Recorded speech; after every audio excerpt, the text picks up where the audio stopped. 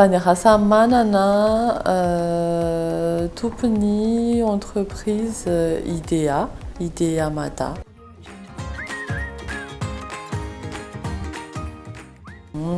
Idea dia manao ny resaka communication digitale.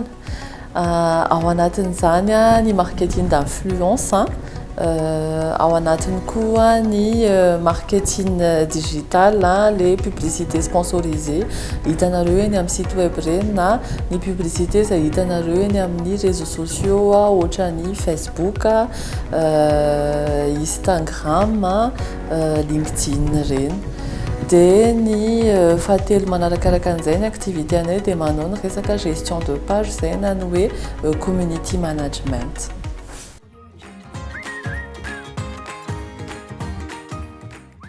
Ny marketing d'influence mety hoe mbola sarosarotra ho antsika araka le terme teknika be fa ny marketing d'influence dia tsotra. Influenceur, leader d'opinion olona afaka mivarotra produit anankiray amin'ny alalan'ny réseaux sociaux, tsy mivarotra ihany fa mampahafantatra ihany koa araka ny hitantsika amin'ny Facebook reny zao misy ny page-ny Sedu Joely, Christian Ratovinony reny ny atao hoe marketing d'influence. Ny marketing digital dia manao ny resaka promotion na communication rehetra amin'ny resaka publicité sponsorisée. Be da be ny plateforme ahafahana manao ny set-up na publicité sponsorisée io ohatra amin'izany zao ny Google. Ny Google Ads zay plateforme izay tena be mpahafantatra indrindra.